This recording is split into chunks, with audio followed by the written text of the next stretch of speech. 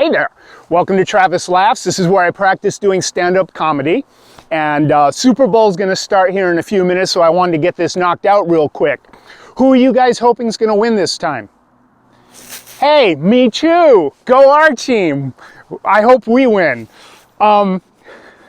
So I should apologize in advance. This week's Travis Laughs is gonna have some cringing in it, just because I'm going to share a lot of very personal stuff right up front, and that I apologize for that, but it's not a choice. It's a compulsion that is common among all of us adult bedwetters. So it's, you know, it's a very normal thing for those of us with a lot of back hair who think we look really good in a pink Speedo.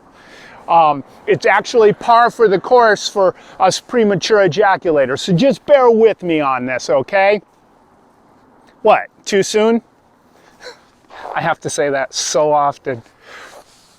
But timing is hard, and timing is really important. For example, if your partner looks over at you to see if you're wearing your seatbelt right before they pull out of the driveway, that probably means that they care about you. They love you. They want you to be safe.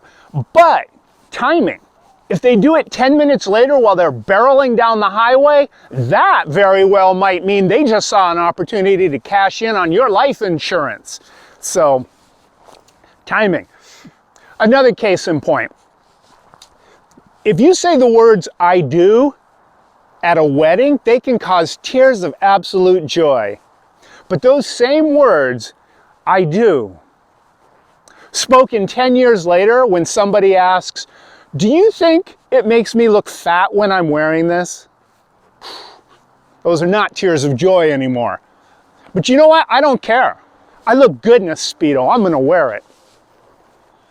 Did anybody grow up in a house where the stairs were like half of them was reserved for conveying yourself from one level of the house to another, and the other half was used as storage for things you didn't have any other place in the house to put?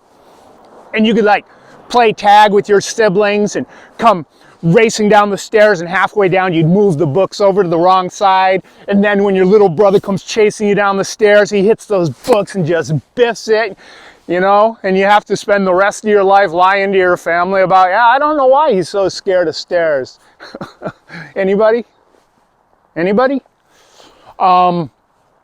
Okay, and I know what you're thinking. You're like, Travis, you just put it on YouTube. Now your whole family knows. But I'm not really worried about that, because my mom's going to be too preoccupied with the part where I just told the entire world that we stored stuff on the stairs. And she's not even going to notice the fact that I just accepted guilt for the fact that my brother pees whenever we're watching a movie and there's a staircase. And as far as my brother getting revenge, well, he has grown up into a very strong individual, and he does have an inclination to hold a grudge. But, not to put too fine a point on this, in my apartment building, my apartment is upstairs, so I'm not worried. The last thing I want to talk about real quick today, because this is pretty important right now, we're kind of at a turning point in our country, and I'm sorry to get a little serious on you, but we need to stop and take stock of what we need to do to take care of our country right now. In the last 12 years, the top 0.1% of Americans has had their wealth increased by 1,080%, or just under $6.2 trillion. Meanwhile, the bottom 90% of Americans has had our wealth reduced by 78%, for an accumulated just over $6.2 trillion. All right? And I think we need to decide where we want to go as a country, whether we want our infrastructure strong, whether we want people properly educated, whether we want to feel safe and free, and we need to make those decisions now. And I don't think we should let little things stop us, like ideology, politics, the fact that I made all those numbers up a minute ago.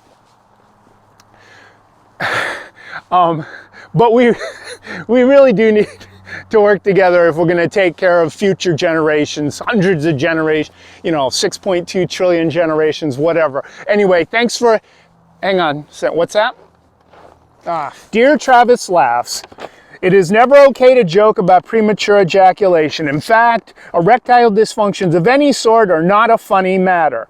This is very offensive. it doesn't affect me. I work just fine. There's nothing wrong with me, as you can see from this picture, and he's got a dick picture on here, if you want to see it.